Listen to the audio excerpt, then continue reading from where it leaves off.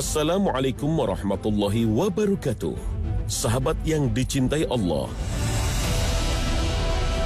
dendam dan hasud memakan amal kebajikan, sebagaimana api memakan kayu bakar. Baru-baru ini, seorang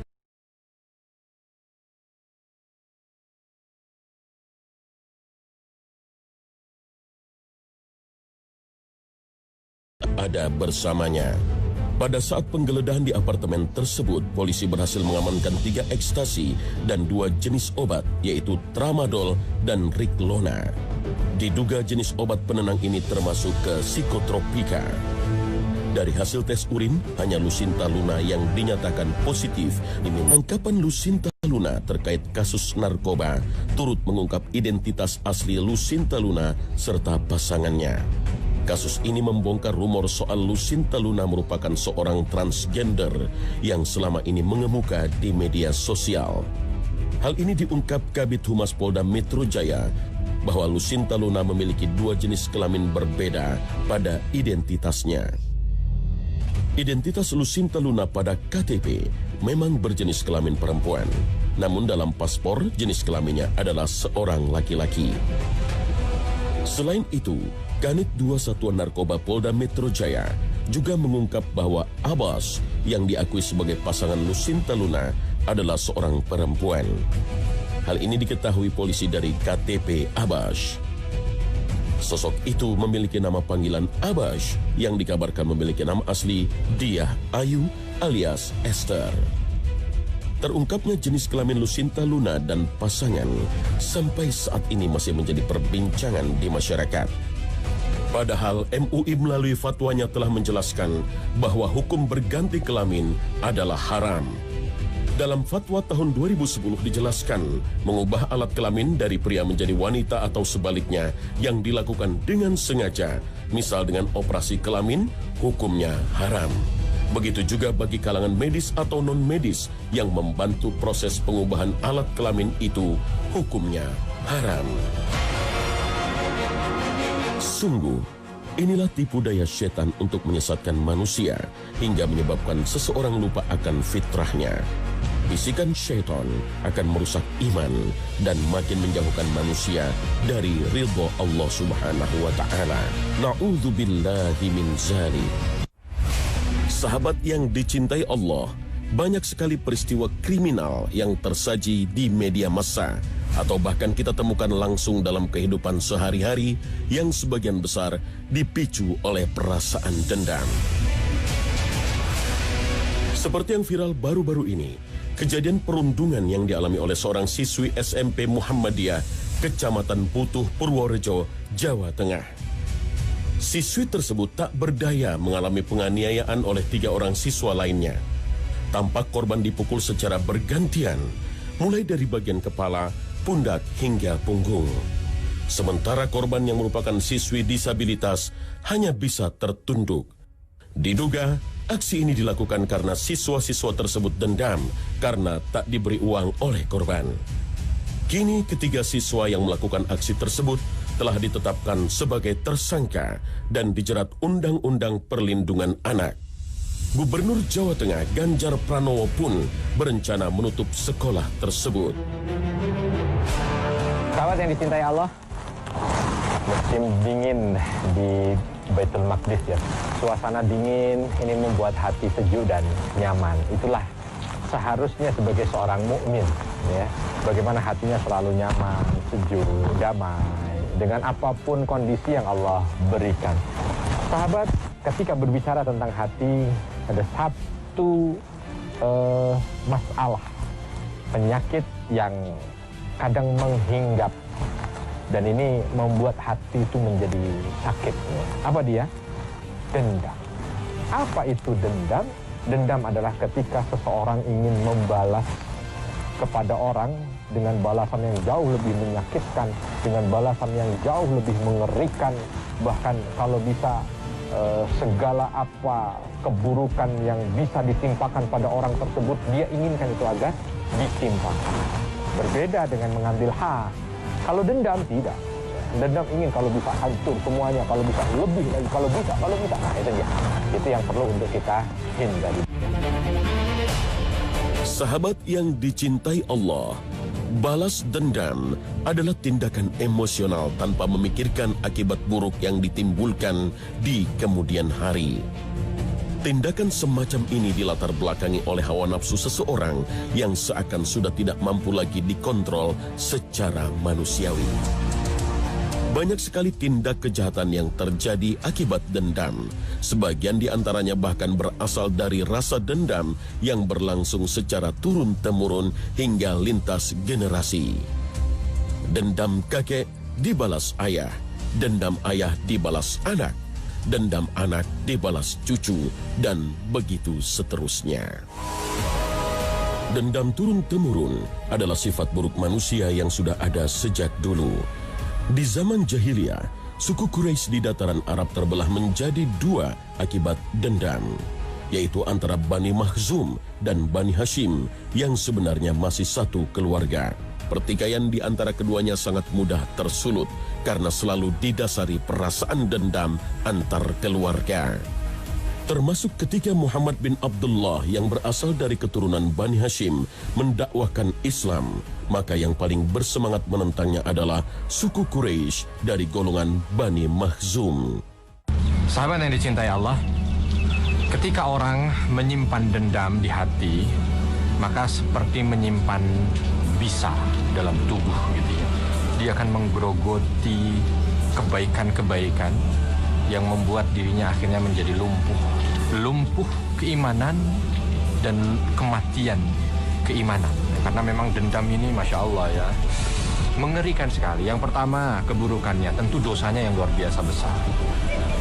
Yang kedua, ini akan membuat orang tersebut tidak akan pernah hadir ketenangan dalam hidupnya.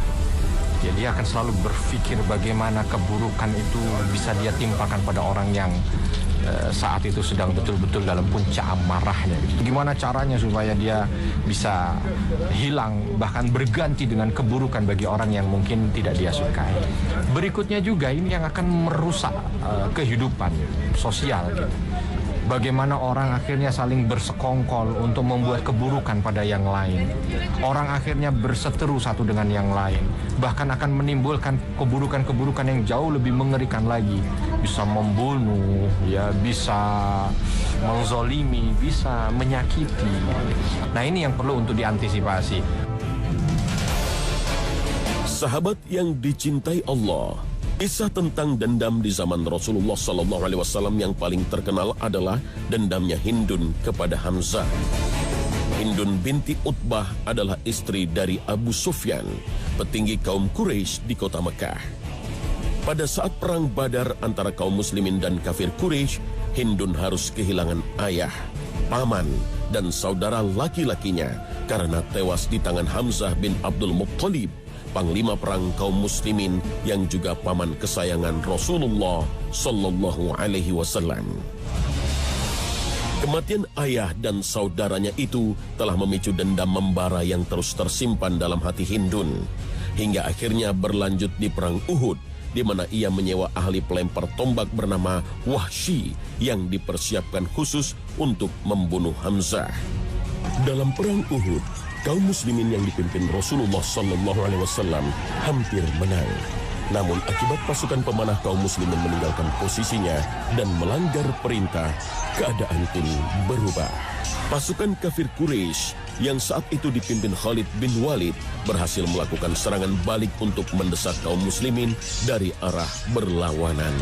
Pasukan kaum muslimin pun kewalahan.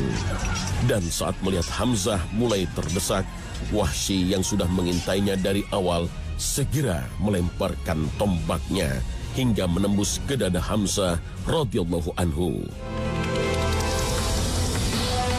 Pembalasan dendam Hindun ternyata tak cukup sampai di situ. Ia menghampiri jasad Hamzah, lalu membelah dadanya dan mengambil hatinya hingga jasad Hamzah radhiyallahu anhu menjadi rusak. Kejadian ini membuat Rasulullah SAW bersedih sekaligus murka. Rasulullah SAW bersumpah, seandainya kelak Allah memenangkanku atas Quraisy, niscaya akan kulakukan pada 70 orang di antara mereka seperti yang mereka lakukan kepada Hamzah.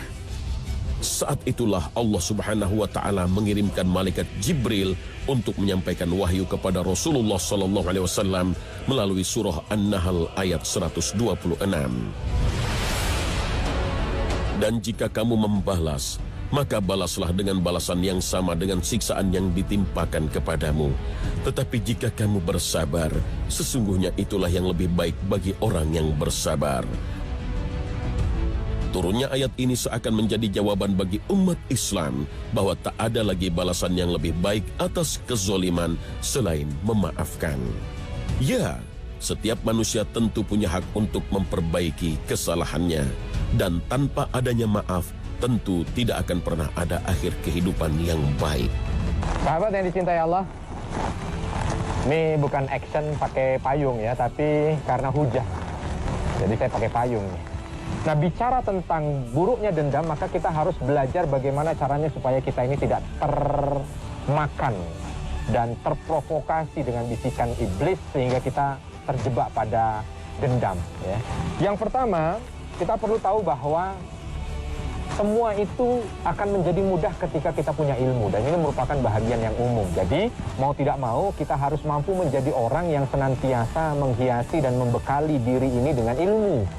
Yang kedua, bagaimana kita mampu untuk memudahkan hati memaafkan orang.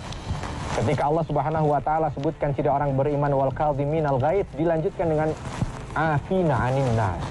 Mudah memaafkan orang yang mungkin berbuat salah. Alangkah mengerikannya ada seorang yang dia senantiasa minta ampun kepada Allah Subhanahu wa taala, tapi dia tidak mampu untuk menjaga hatinya agar dia mampu memaafkan orang lain. Maka maafkanlah, maafkanlah, maafkanlah. Sahabat yang dicintai Allah, siapa yang tidak mau surga? Pasti kita semua pasti mau surga. Dan berapa banyak kita yang pernah disakiti oleh manusia-manusia yang hadir dalam kehidupan kita. Ternyata mereka-mereka itu menyimpan pesan. Dengan datangnya mereka menyakiti hati, Allah bukakan pintu surga ketika kita mampu untuk memaafkan mereka. Maka insya Allah memaafkan itu merupakan bahagian benteng terkuat yang bisa kita pasang untuk menjaga diri kita dari keburukan dendam. Sahabat yang dicintai Allah, penelitian dari Medical College of Georgia, orang-orang yang mengaku memiliki dendam selama bertahun-tahun bisa mengalami peningkatan resiko beberapa masalah kesehatan, termasuk diantaranya penyakit jantung, hipertensi, mag, sakit punggung, dan sakit kepala. Sebaliknya, dengan memberi maaf, perasaan seseorang akan jadi lebih rileks dan bebas dari stres.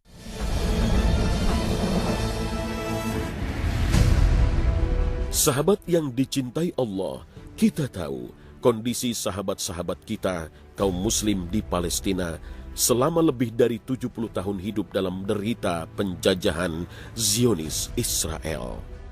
Hak-hak mereka diambil secara paksa, rumah-rumah dihancurkan, bahkan perempuan dan anak-anak warga sipil pun jadi korban serangan militer. Kaum muslim di kota suci ini tidak bisa bebas beraktivitas. Situasi di sini pun kembali memanas ketika beberapa hari yang lalu Presiden Amerika Serikat Donald Trump mengumumkan rencana perdamaian di Palestina.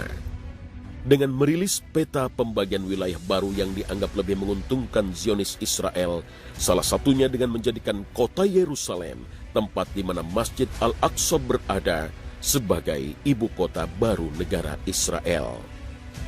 Dalam kondisi sulit seperti ini, tidak ada lagi yang bisa dilakukan selain melawan. Namun, perlawanan yang dilakukan warga Muslim Palestina terhadap Zionis Israel bukanlah bentuk dari perbuatan balas dendam, melainkan bagian dari perjuangan untuk mengambil kembali hak mereka sebagai bangsa terjajah dalam kolonialisme modern yang dilakukan Zionis Israel. Sahabat yang dicintai Allah, saat ini saya sedang bersama dengan seorang pemuda Baitul Maqdis, Majid. Kita akan coba sedikit bertanya tentang bagaimana kondisi pemuda di sini ya menghadapi tekanan Israel. Kif halak ya Majid? Tamam yani. Kif صوت يعني يكون قوي شوية. هذا شباب بيت المقدس ها.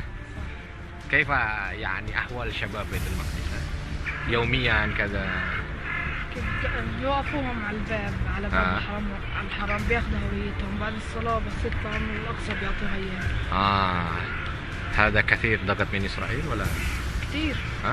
وعلى المعابر، على معابر إسرائيل ما بدخلوا المعابر المشركين.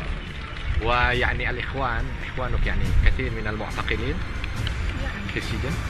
ما شاء الله. لكن عندك الحقد كذا ولا مع إسرائيل؟ ها؟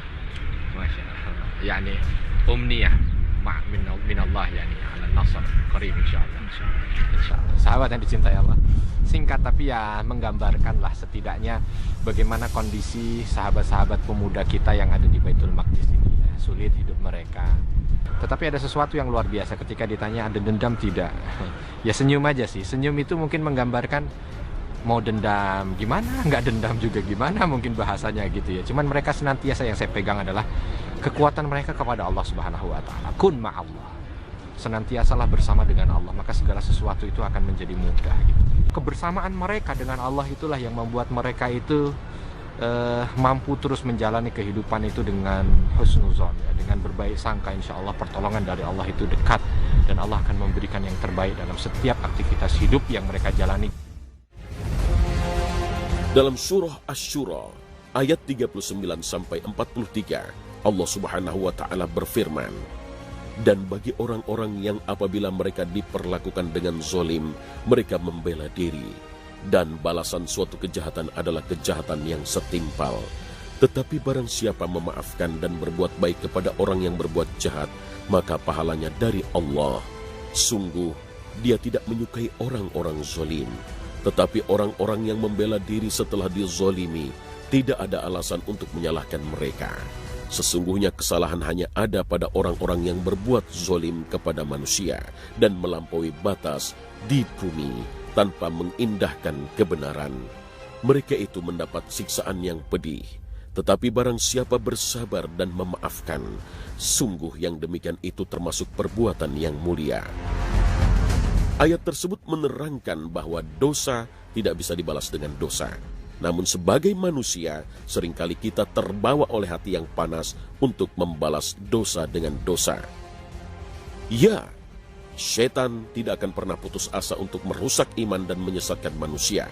Karena sesungguhnya setan telah berniat untuk menjatuhkan manusia dari jalan lurus, yaitu jalan yang diridhoi Allah. Setan ini merupakan musuh utama bagi kita dan bagi kita pun harus mampu untuk mempersiapkan jurus-jurus terbaik untuk melawan mereka. Salah satu di antara berbagai macam jurus yang sudah Allah sampaikan, yang satu sesuai dengan apa yang disampaikan oleh Allah Subhanahu wa taala dalam surah An-Nahl ayat 99 ya. A'udzubillahi minasyaitonirrajim.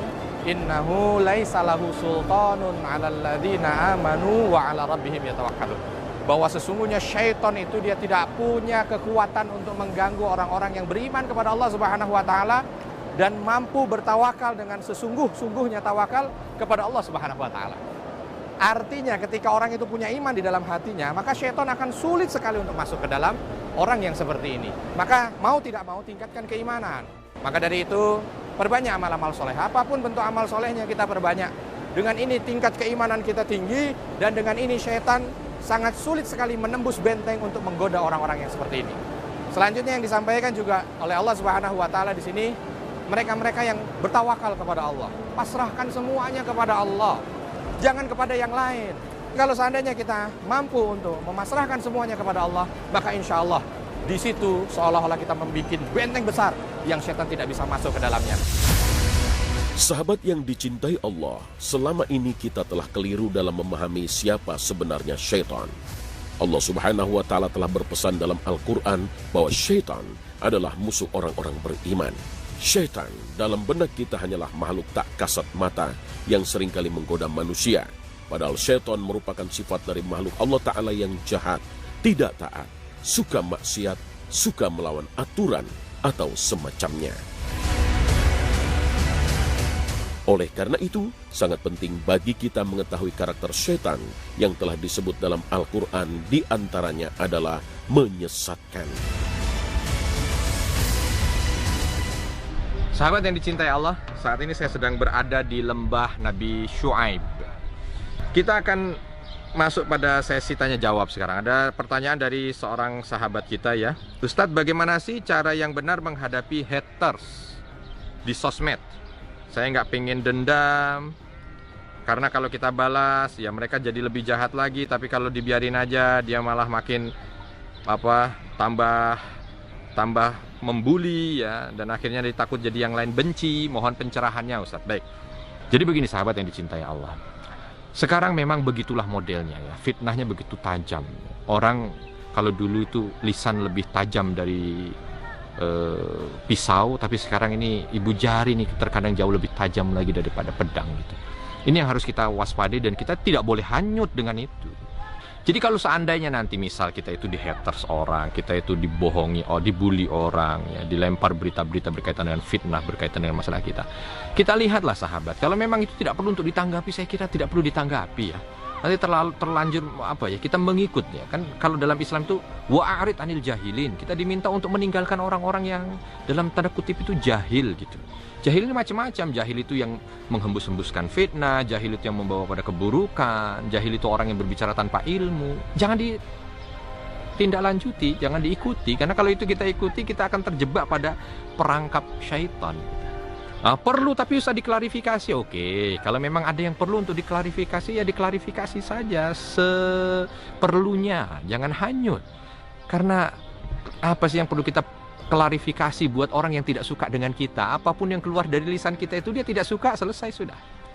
Maka Umar bin Khattab mengatakan tidak perlu ada satu kata pun yang keluar untuk menjelaskan tentang siapa dirimu kepada musuhmu ataupun kepada sahabatmu. Kenapa? Karena musuhmu akan tetap terus akan mencari kesalahanmu, sedangkan sahabatmu tanpa kau berbicara pun dia akan tahu siapa dirimu. Gitu. Itu selesai sudah. Jadi kita nggak habis effort kita. Harusnya banyak sekali huruf dan kata yang bisa kita tulis berkaitan dengan kebaikan. Habis kita untuk ngurusin yang begitu. Udah biarkan saja. Ya, jalani terus dakwah ini dengan sebaik mungkin. Cukup Allah Subhanahu wa Ta'ala yang memberikan kemudahan bagi kita untuk menyampaikan kebaikan-kebaikan ini pada hati-hati yang memang terbuka untuk segala macam kebaikan. Untuk menyampaikan sarana hidayah kepada mereka-mereka yang hatinya dibukakan hidayah oleh Allah Subhanahu wa Ta'ala. Dan inilah poros syurga. Wabillahi taufiq wal hidayah. Wassalamualaikum warahmatullahi wabarakatuh.